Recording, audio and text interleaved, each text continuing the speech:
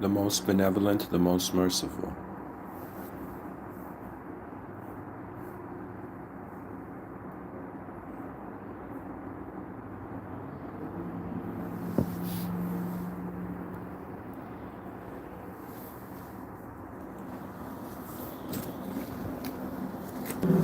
So a lecture finds this moment.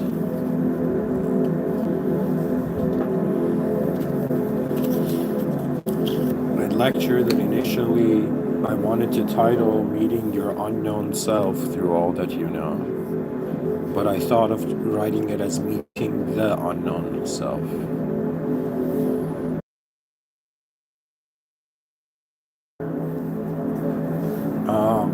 A way to go about listening to these talks, I think, is playing it on your phone or laptop somewhere in the room while doing something.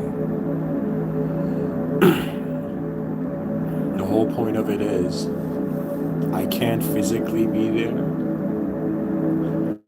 but when I live stream, I kind of like my essence is being there.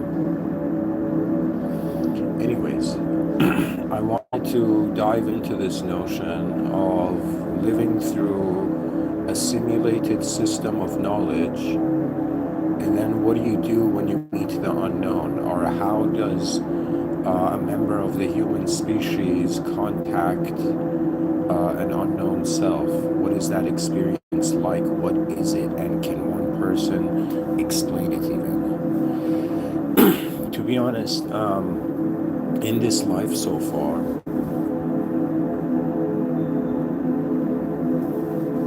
it is obvious that every moment a verb is being applied to, the verb of knowing. It's not that we're just existing in the moment. We are experiencing the existence as subjective experience, which is another way of saying, yes, you do exist in a world, but you're also experiencing the world in a different world, okay? And it's the realization of what you bring to the moment and what is there in the moment. Now, this has caused many human beings to go into a deep search, and the search has followed the question, who am I? That means you can think of it like out of 8 billion currently alive and the billions of human beings that have lived so far.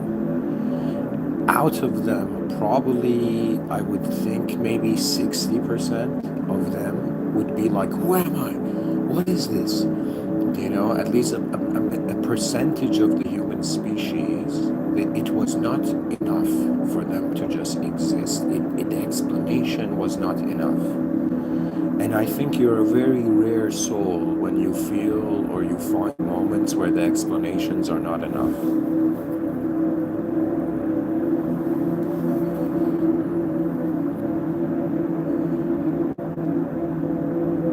So, to be honest, I guess this is a bit selfish on my part, because I am considering I'm a temporary, physically existent being. I'm here for some time. I'm not here forever. I'm here for a limited time. The fascinating thing about it is that every time I turn on the microphone, it's not the same me, you know, but at the same time it is. Out of the experiences I've had, out of having an ability in my youth to research different cultural conclusions, because I don't know, but if right now somebody asks me, or let's say an extraterrestrial landed on Earth and was like, yo man, like I was at the bus stop or something, you know, hopefully by then in the future we're gonna have Bugatti buses, you know. But if an extraterrestrial or any being or advanced AI or something was like, yo man, can you explain human history so far? I'll be like, yeah, I can. But the explanation has to do with what has happened to something. Okay.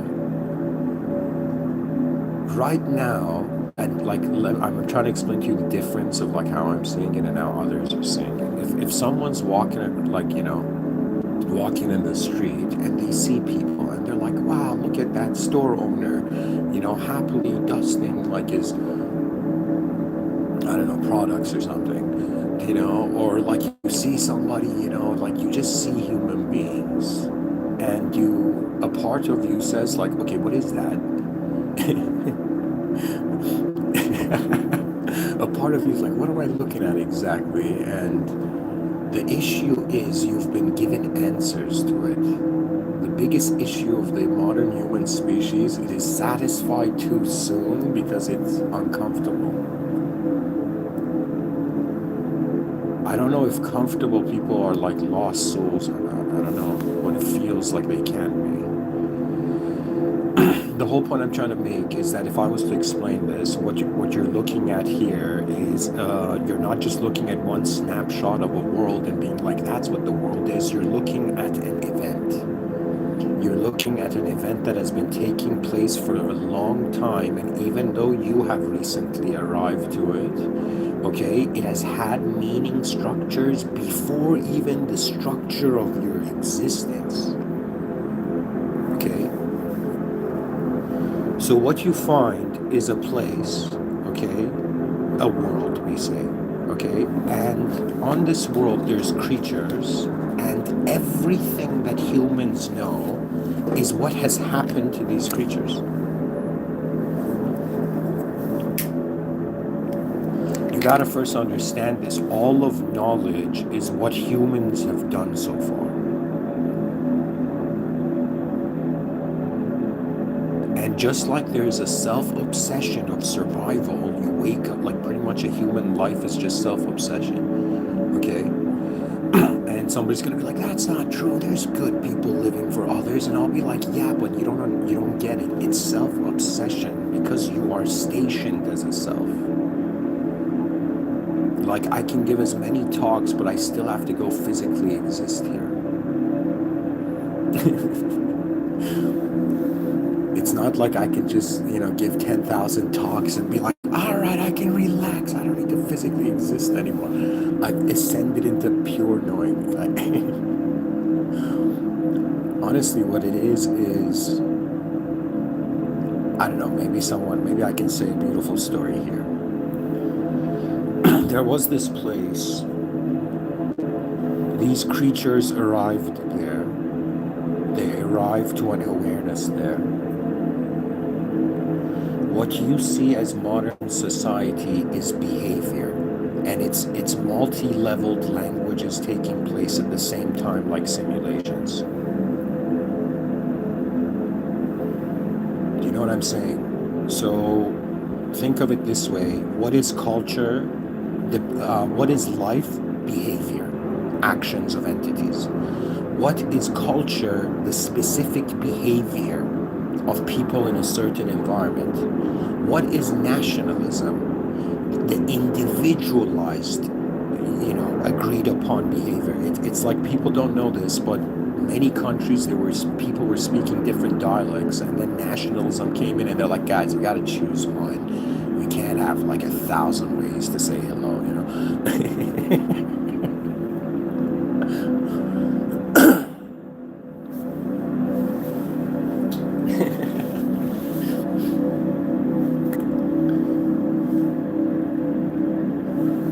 We're looking at mass behavior being organized, and you're looking at not just evolution becoming more complex.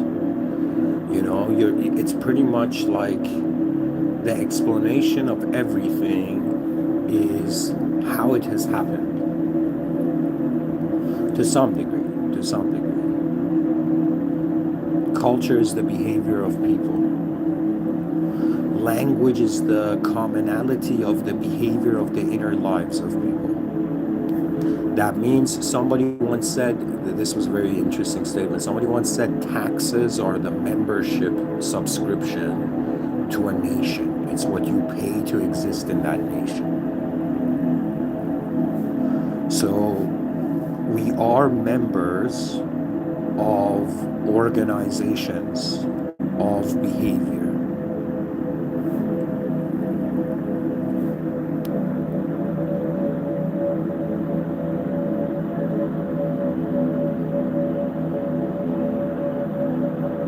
pretty much a massive simulated effort of bunches, like tons of human beings. The language I'm using now is not mine. Yet I use it as me. When people ask me who I am, I give them my name. That name is me. But I did not create the letters. I did not give the name. Our name is our connection to the linguistic simulation. And my whole deal here with these talks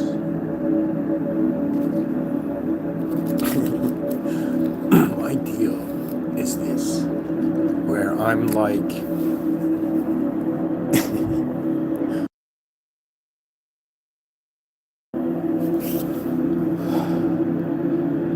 my ancestors opened their eyes to a world they could not understand. The fear of the unknown caused them to opt into a known simulation. The known subjective simulations were way more controllable than the objective simulation. The subjective simulations began being treated as base reality. Somebody said baseline in chat section, like as like the base.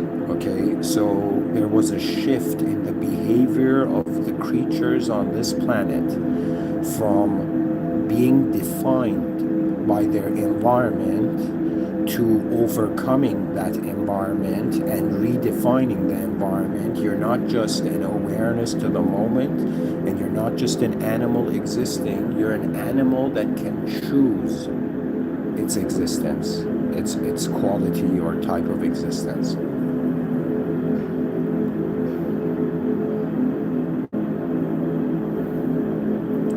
This means that we were trapped in the food chain.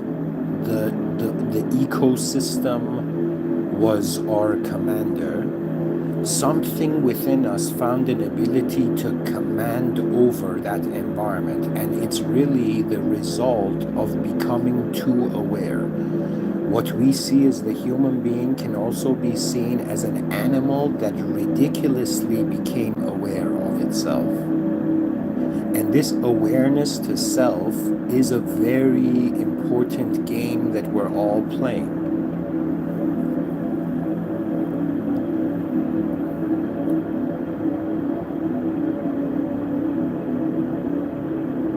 For me, the game has reached a complexity that it's not like something I could just start off by saying, but I build up to it.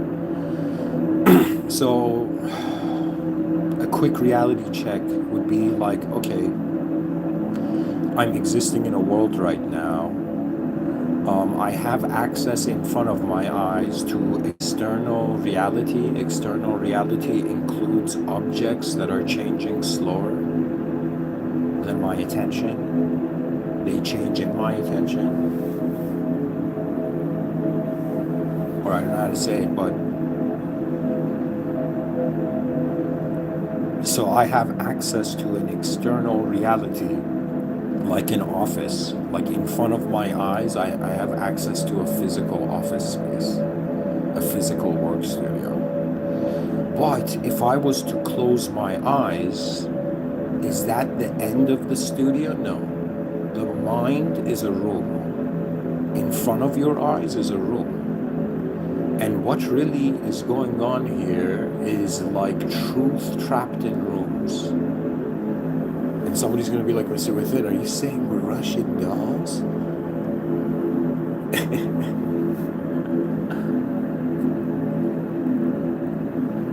And I'm just saying that we are in the presence of forces so beyond us that the simulated life satisfies because there is uncertainty. That means, did any of us ever see the real world? Or did we see what was real to us? That means I could imagine this world functioning in a certain way, but how accurate is that? How accurate is the brain creating a model of reality and then acting like that model is real.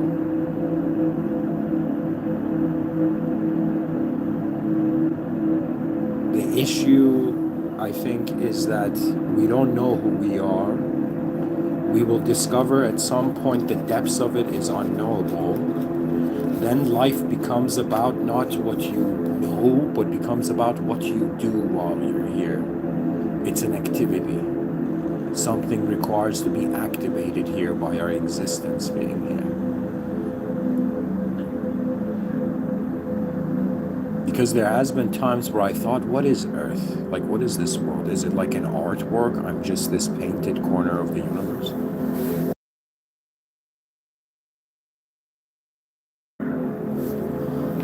To, let us say, meet the unknown self,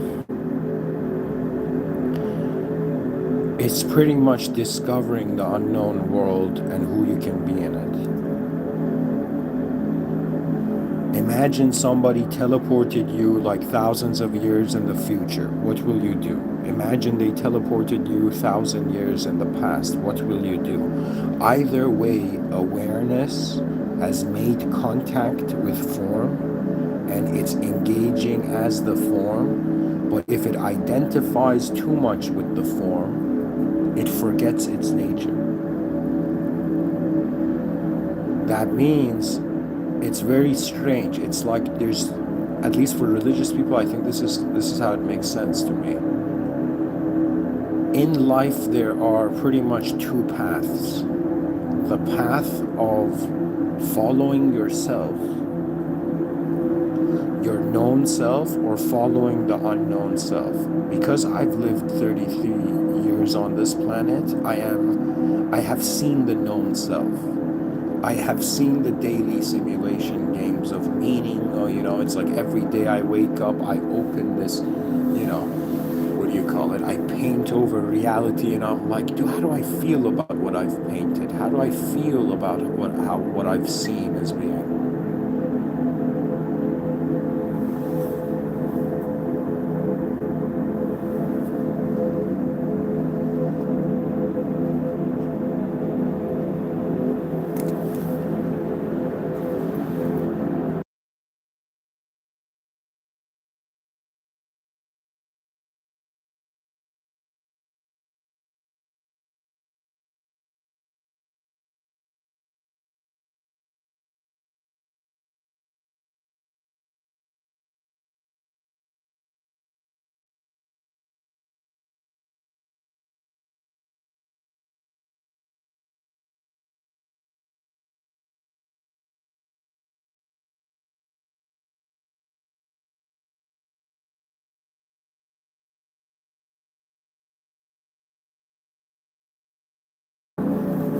It all centers around the greatness of being.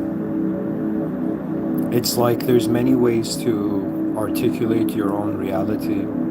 You can articulate it where you're the main character and everything's revolving around you. I don't think this is the best approach. I think it can be delusional. I think that self-praise is dangerous. I think that this world is trying to convince the simulated beings that truth is simulated, but it actually isn't. I do consider this realm to be a divine surveillance state. I do consider that there is the presence of intelligence that surpasses man's mind. That this world doesn't just belong to man, it actually has an owner beyond itself.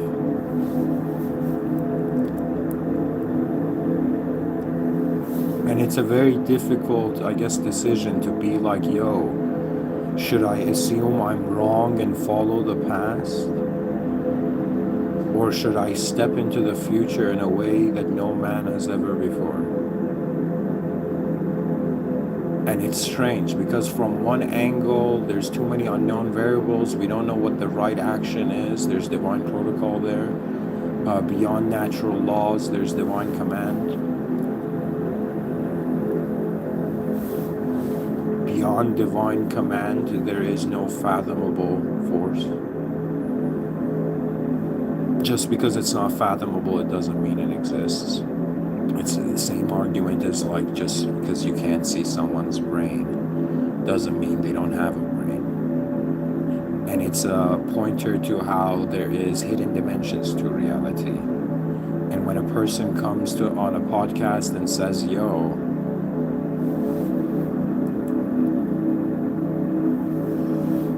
what is it like to meet the unknown self?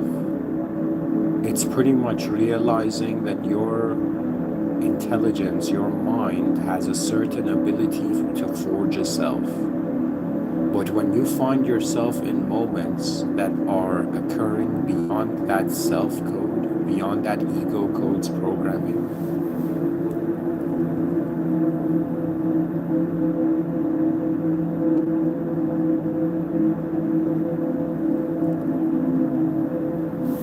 life seems to be a choice of, do I give it meaning or do I find meaning in it?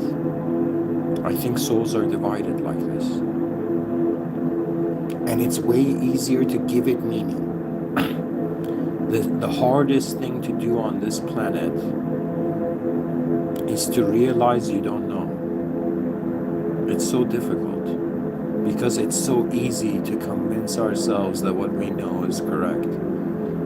Kind of like similar to playing poker. It's like you get a hand, you get a pair, and part of you's like, yo man, I'm gonna go all in. And you don't know what is there aside from what you have.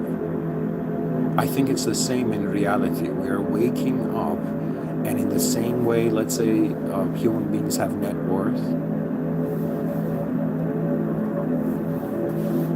or they handle their finances and create emergency funds and whatnot. Just it's a sense of what you have and the value of what you have has. Like, what is the value of what you have? What is the value of being aware you're a human on earth that has never existed before, and you're present in the live stream of not some podcaster but history?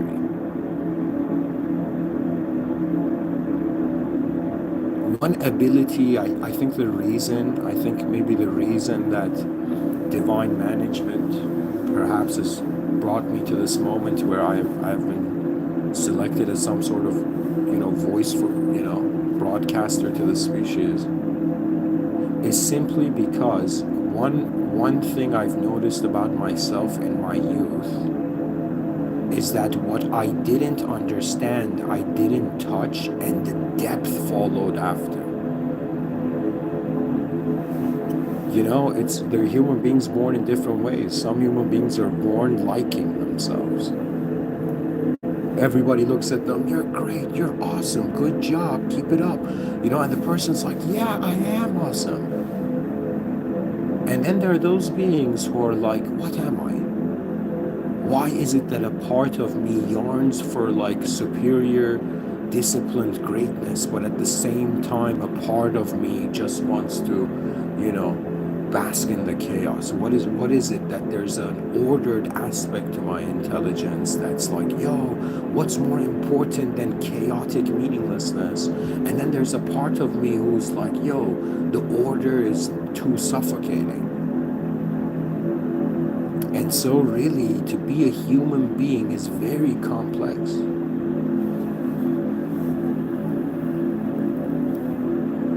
Morality is so heavy.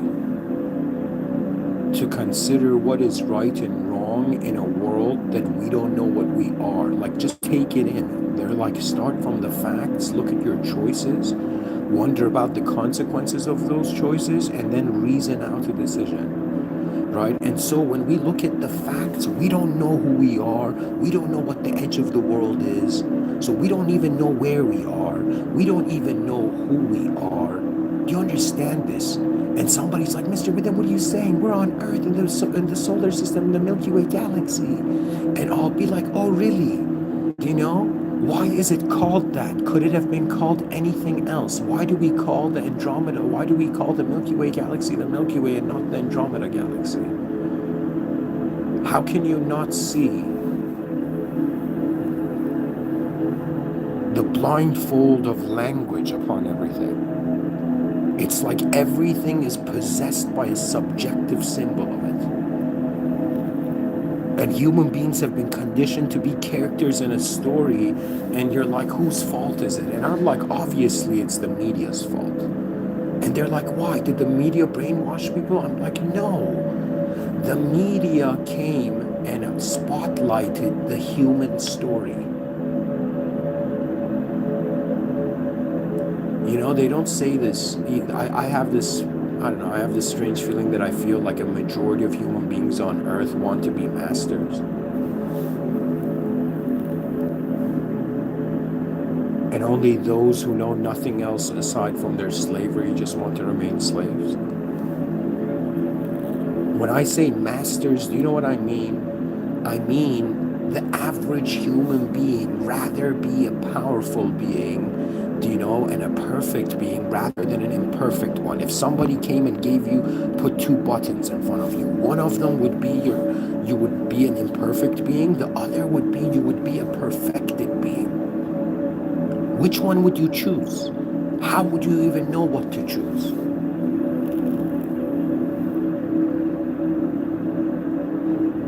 The facts of reality is that it's unknown, and the whole species started storytelling over it.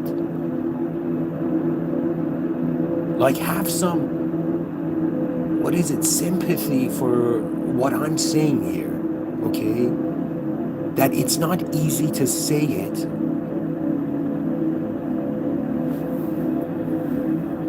Our ancestors started storytelling, and we are the result of that. Our behaviors, our actions, our values, they were authored before we were born because the environment was. And sometimes I feel like, yo man, what's a good Mr. Within talk compared to one that isn't, one that went somewhere that it had never gone before. My only, I guess, claim to, like, if people remembered me in history, they'd be like, who was that guy? They'd probably be like, he was that dude who, like, noticed that everybody hadn't noticed that they are self-simulating over a simulation, acting like it's true. And they tell me from one side, be an honest being, be an honest soul, but to be an honest soul means to break the lies of your mind. It's like it's difficult. It's like you want to be an honest body. It's like, is the mind honest though? You want to be an honest mind. Is the soul honest though? And that's the point. The soul is a raw command. The soul is like the part of the being that is just original code. Original code. Right now, me speaking to you, this is not original code. This is ego code, because I have to individualize. You know, I could try, you know, I did for some time, like, you know, go into that vibe of like the mystics, and I'm like, yo man, my voice isn't my voice, it's the cosmos. You know, it's the voice of God in the cosmos. And I was like, okay, relax, man, you're not that perfect, like you're still here. This world is designed, you know how some people are like, why am I so close and yet so far? Anybody who's at that feeling where they're about to get something and then it goes further away. Isn't it obvious? It isn't heaven here. This world is neither an angelic heaven, and it is neither a beastly hell. It is a simulated testing zone, you know, kept normal enough not to be questioned. That means, like, oh man, well, the Promised Neverland, that anime show, every person has to see this. You have to just see the first couple episodes, like, to the point that all those people suddenly realize they are not in the world they thought they were. You tell me, which one is courage? Which one is braver? Who is the braver being? The one that has to put down the weapons of knowledge he has, trained himself so far, and look at it again. Many moments in my life, if I could go in the past and tell myself, I would be like, just look at it again. One more time, look at it. One more time, recalculate all of it. That one more time is divine. And of course, there's destiny. Destiny means that you don't get to choose what happens. There is forces beyond.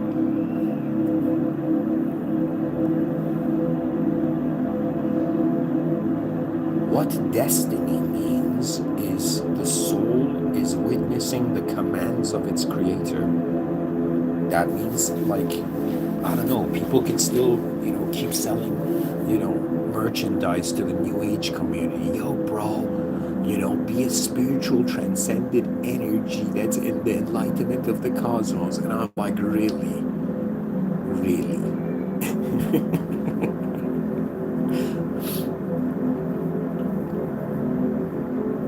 It's a phase. It's as if, just like fishing, you put bait, you put something. You put, imagine a fishing hook is the wrong decision, and the fish has to choose to ignore the bait. What that means is evil is sometimes intentionally desirable, but that's the test of it. A very important Islamic story, which I don't remember completely, and it's not a religious story, but it happened to Muslims back in the day, and it was the story of these three people, and each of them had an illness. Like, one of them was blind, one of them was disabled, the other had some sort of skin disease or something, right? And I remember the story being like, there's these three people who have diseases or something, and then I don't know if it's an angel in human form or something that comes up to them. They're being tested by God, and in some sense, God gives them the opposite of their disability, gives them the opposite of their identity in that moment. And suddenly the blind guy can see, and he's given miraculously a huge piece of land and becomes rich. Then the same thing to the other two people. The guy who couldn't walk, somehow his leg works again.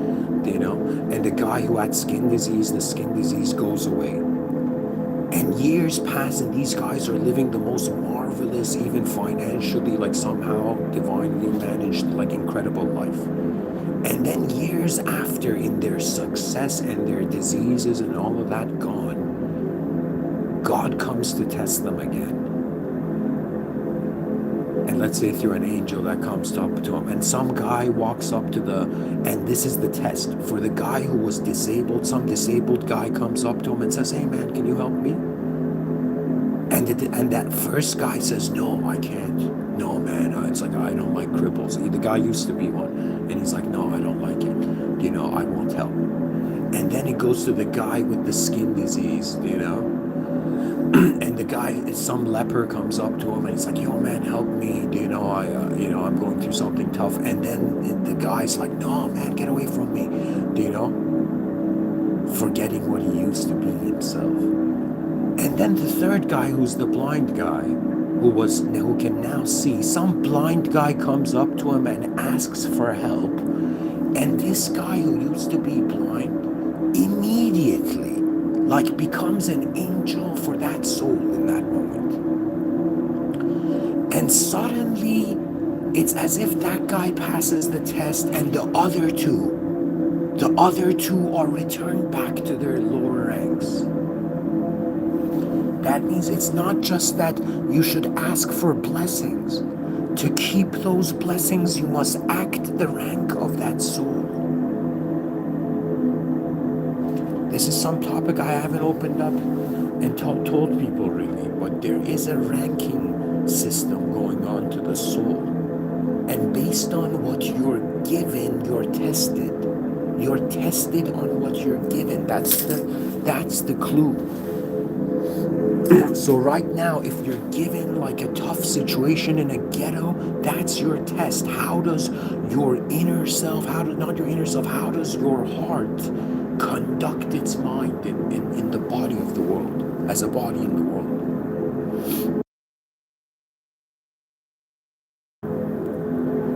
To meet the unknown self is like climbing the staircase of rank.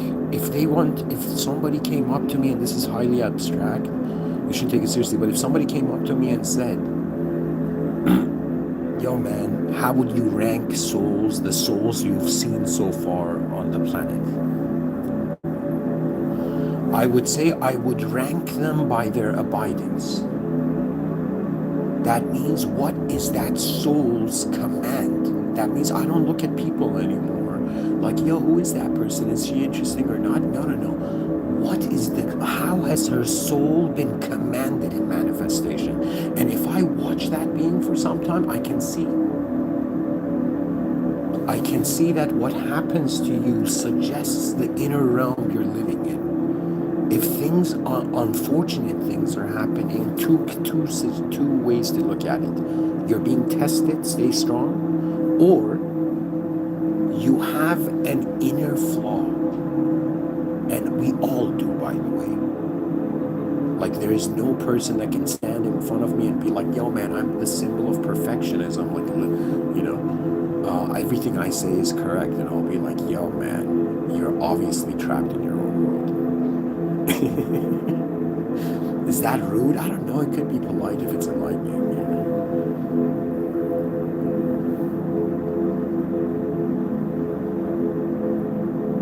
I am constantly trying to get the viewers who have listened to me so far to be like, guys, it's not about the thoughts you have in the day.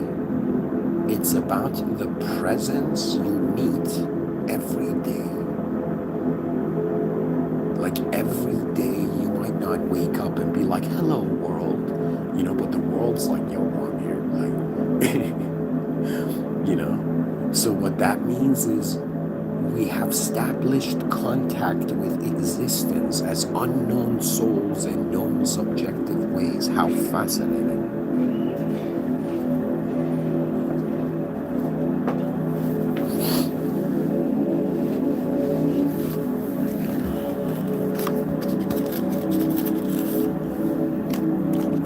I was that young kid who searched for genius, like legit.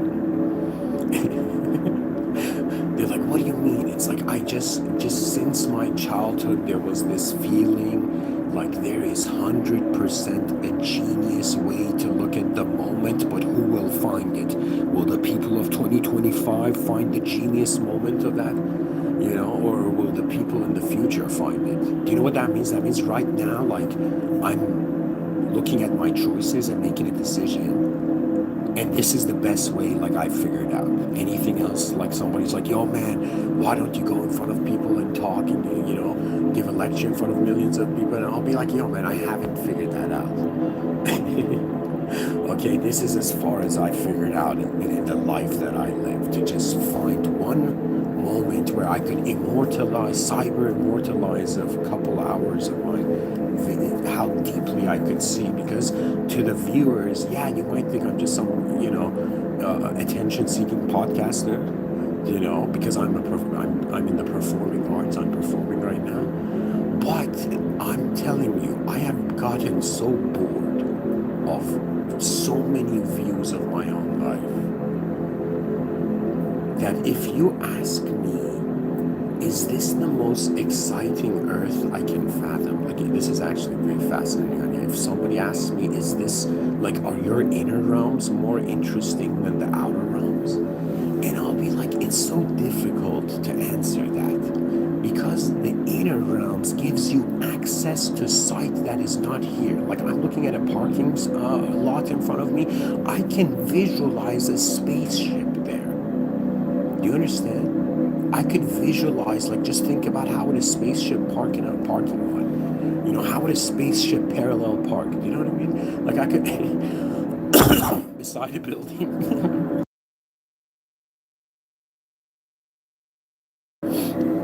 Or how do I parallel park, like my floating futuristic car, like between skyscrapers? You know what I mean? Like my imagination can play with what it sees, but the experience of reality is different. It's like we're an intelligence that has a taste of external reality,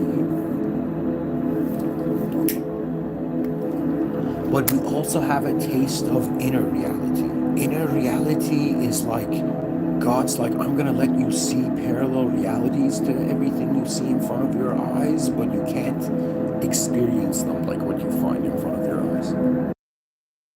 And I'm like, okay, let's go with this. Let's be like, yeah, let's just like, there's two ways really. You either think nothing is in control and you freak out, you know, or you have to assume, okay, is there intelligence in the world? Yes. Is there a possible that this is the most advanced intelligence it could be? Could it be that the causal position of reality is aware of the effects it has manifested? Yes. What is the grand task of 8 billion souls? Some dude is saying they gotta climb out of their inner lives. They gotta be able to immediately discriminate.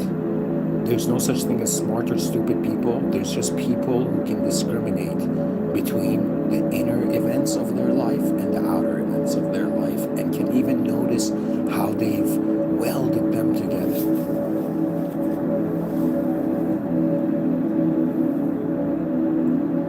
More than you're a specific thing, we are in a dualistic context. They're like, yo man, is it easy being an individual in a dualistic world? It's like, not really, because how can I be an individual when the other side simultaneously exists? How can I just be me where I'm being, the whole world is being too? Like, where do I draw the lines? And the human consciousness is so peculiar that in certain states, it loses individuality. There's moments throughout the day, and it's not like induced, it's just natural moments throughout the day where I'm like, look at this. Look at this. I'm just a sight in the moment. I'm just a moment of being sight. They're like, that was insightful. Yeah, because we're in the sight. We're being what we see. Because how else is it being kept? That means who's keeping the values to truth? Who holds the truth in this realm?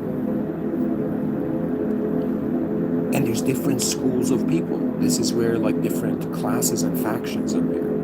To me, they like religious people can all be like, yo man, I'm from this religion and that person's from that religion and we're gonna live together peacefully. I'm like, yo man, who are we kidding? Everything is a denomination of original human behavior. Everything is like there was something and it's all the branches of it. Right now, I could be like the trillionth branch of like, you know, an action that was done a long time ago. You know, we don't know. It's kind of like, to be honest, at least yogis feel this way. I'm not a yogi anymore, but I'm saying like yogis probably feel this way.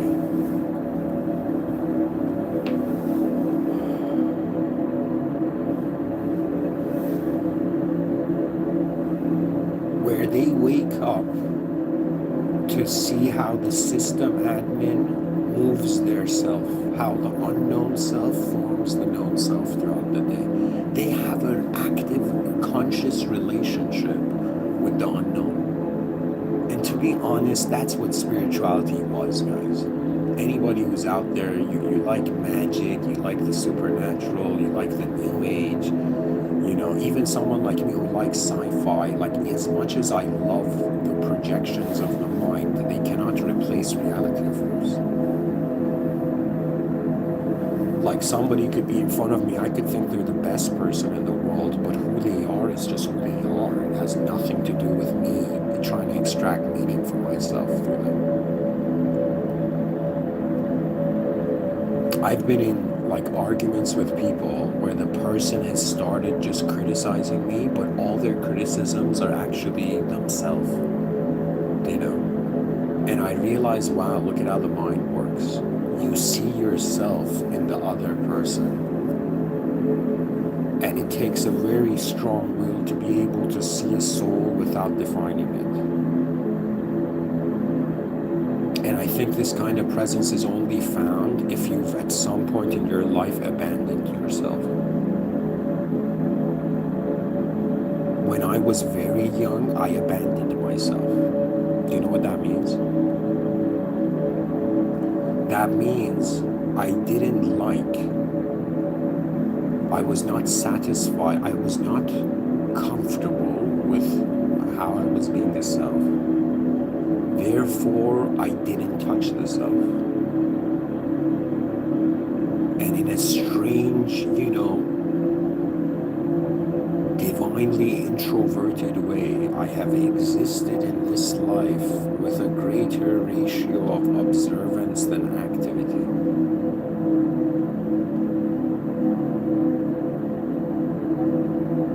That means if somebody tells me, like imagine somebody comes up to me and says, yo man, all people die, Valo Magubas, all men die or something. And I'm like, yeah, but what part of me dies? And they're like, okay, your body dies. I'm like, okay, but what about everything else? What about how my attention was holding the world? Could how we be making contact with existence experientially be the test? Be what we're being tested on. And it's the allegiance, like what you abide to is what your core value is.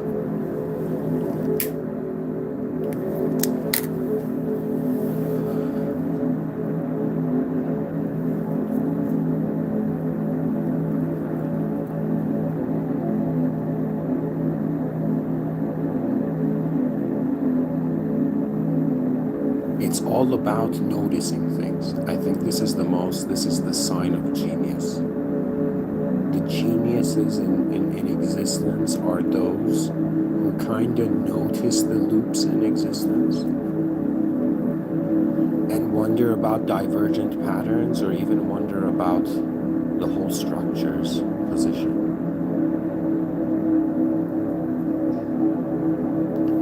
I like this term. They say something has a mind of its own, and I firmly believe that the intelligence our biology is maintaining itself is completely different to the intelligence that our psychology is using to maintain itself. And the intelligence of how the world is maintained is completely different to that. And perhaps I'm that strange person in history who's like, maybe it was wrong to believe yourself. Maybe we had to disbelieve ourselves to believe in the higher. Maybe you had to not be convinced that manifestation was the edge of the road. The fact that there's anything at all, I mean, just take this in, like this has to be like a major argument in philosophy, where they're like, guys, I don't care what cultural belief you have, the fact that there is something this specific existing in the middle of a vast cosmic question mark is proof that there's something here deeper than us. So it's like, how do you advance a species? How do you build an advanced civilization? Well, the humans have to find the most advanced state. And the most advanced state is realizing that there is the presence of the most advanced being, but how its being is undefinable by human range.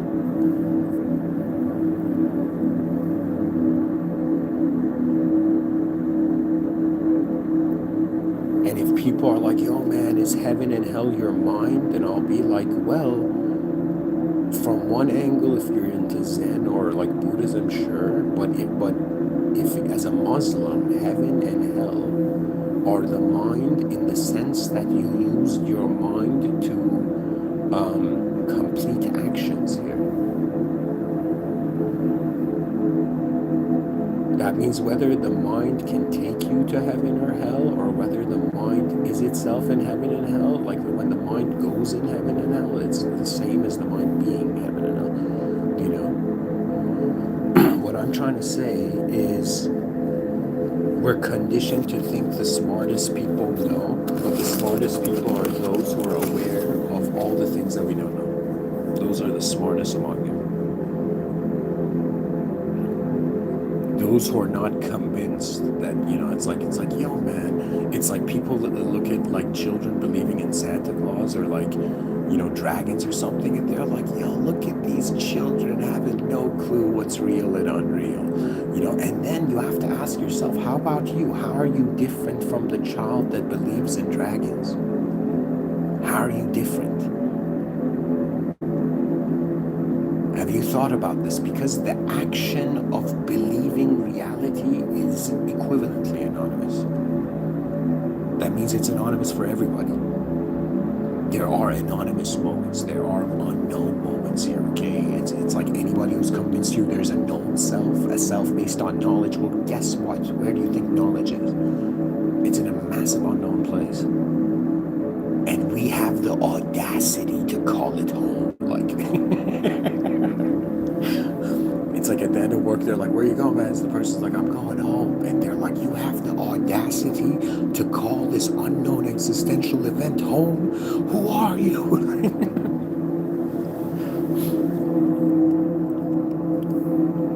They're like, Mr. Within, why don't you have many friends? It's like, it's very hard, you know, becoming friends with the simulated. It's very hard. I shouldn't say hard, it's just, I shouldn't even say natural or unnatural. It's kind of like, if I was like some sort of hardware, there's already a software moving me. When I think of how important is my software to, let's say, infuse with the software of others, a part of me is always like, nah, man, I'm too much.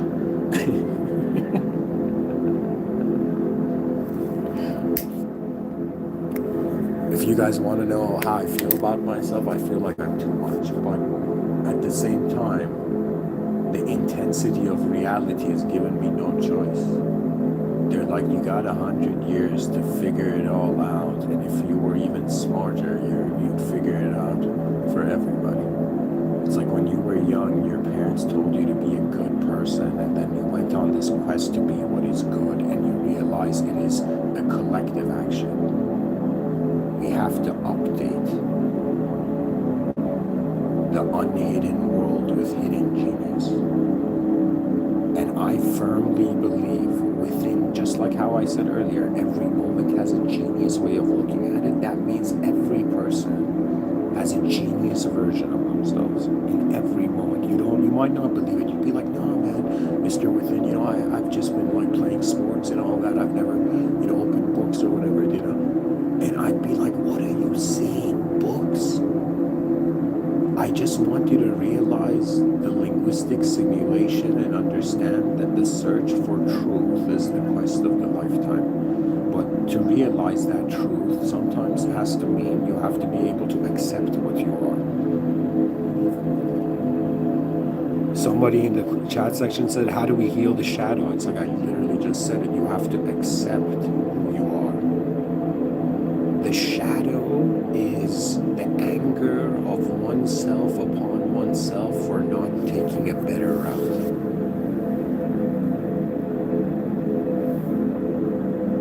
Like, you know how people, like, have you ever thought about this? Like, it's not that a person just gets angry at others. You can get angry at yourself. This is 100% true. You know, it's like others can make you cry. You can make yourself cry. Do you know? Others can hit you. You can even hit yourself. Do you know? But at the same time, the whole point of it is, what if they're all wrong? That means it's like if I have kids in the future and they're like, how are you going to raise them? It's like, I'm going to raise them to be aware of the simulation. That means I'm gonna like tell my kids like, yo, go bring a ladder, right? And if the kid goes and brings the ladder, I'll be like, why did you go bring the ladder? Do I need it now? And the kid has to constantly question, okay, is the information accurate by design, or do I need to look at it again? They're like, what is there a value in like, you know, lone wolfing like your mission on Earth? And I'll be like, at least you get to see what the wolf pack doesn't. What the advantage of being different is you get to walk in a different world. And human beings are just choosing the context of their lives, and that's becoming their world. And it's honestly like just like clothing, it's ideological dress up. Like, you want to know how you heal the shadow? It's super easy. You're like, a shadow must exist. In order for a shadow to exist, there must be a light. You have to find the light that creates your shadow self. And in my experience, that light is a living system admin in every moment. That means we're connected. Not like me and you, I'm saying like something like that. I'm saying like every person is connected to the original power of their soul's command. That means you're a commanded soul here. You're like, excuse me. Nobody knows what the soul is. I'm not making any metaphysical claims here. I'm just saying that as a Muslim, it appears to me that first the soul is the secret of God, but it is the command, the amr of Allah subhanahu wa ta'ala. It is the command of the system admin beyond form. So if somebody wants to know the purpose of their soul, it's like trying to discover how your soul was commanded into existence by the admin, by the system admin of reality. Establishing a relationship, and you can't establish a relationship with anything you're not aware of. Because awareness is where the update happens. Like, imagine it's Halloween, somebody's dressed up as an alien, and then suddenly an alien from the sky lands beside them. I'll be like, okay, you know, there's a difference there. Like, in my awareness, the reality sets in. I've thought about it. There's been times where I've come home to like my empty home, and I've just imagined, what if there's like an alien in the living room just waiting for me? Would I freak out if I saw that alien? You know, and I'd be like, I would probably just instantly, like, you guys don't know this, but like last year I got hit by a car. But nothing miraculously happened, and it's such a bizarre story. Made me like question reality all over again. I'm telling you that it doesn't matter what appears in front of me. My relationship is with the system admin. The system admin, even in the Holy Quran in Surah Al-Nur, it is the light upon light. It's the light of light. That means, imagine a being made of light. It wants to worship a superior form than itself. It would be the light of light. It would see it as a greater light. Theologically, angels were created by light. That means they're destined for light. They're destined for, their existence is reality, I find. I feel, because light is the angelic component of reality, it's the greatest blessing is what we have access to. It's not the most advanced blessing, but it's the greatest because it has arrived. I am truly waiting for the advanced armies of mankind in 2025. If by 2225 no movement of advanced civilization has started to build an advanced global civilization and a step towards the United Species Council.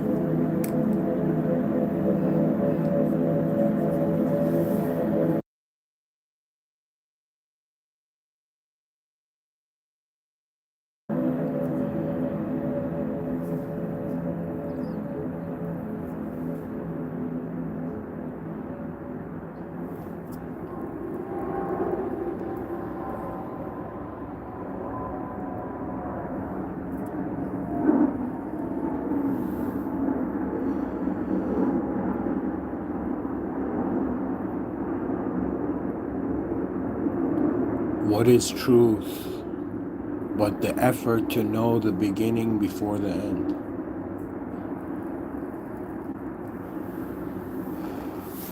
We are such fascinating beings, and we don't know. Like, what we don't know is way more than what we know.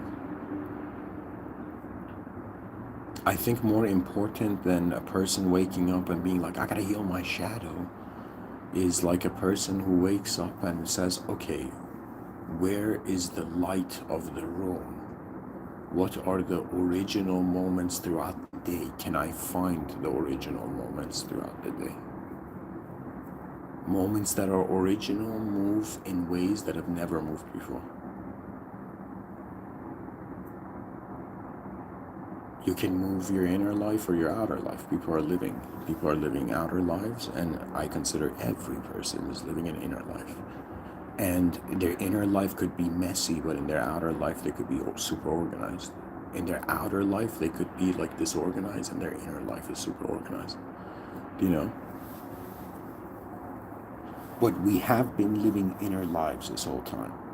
And the fact that this isn't being taught in school and it's something like on fringe discovery, like we gotta be like a little concerned.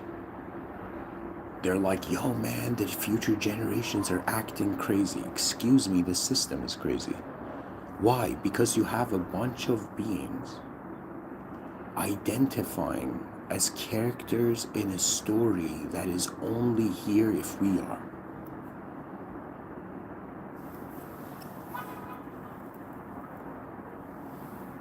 They're like, you gotta make sure your intuition isn't on silent when greatness calls, you know? It's the advancement of all of us. The smartest being would be convinced that the smartest action would be the smartest answer. And if life was a problem, something to be solved, the solution to this, what appears as unsolvable, is in the accuracy and the originality of the information it lives through. It's like they're like, what you eat is you, becomes you. Guess what? Where your attention goes also becomes you.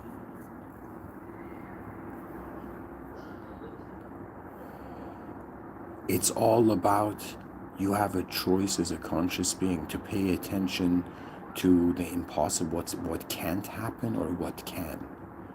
Like, what other choices are there? You know? It's like, okay, something can happen or something can't happen. I'm here happening. Can I make it happen? Like, you know what I mean? Anyways, guys, of course, all of it, the system admin truly knows. We're here to notice the most advanced state. Anyways, thank you for listening. In the name of God, the most benevolent, the most merciful.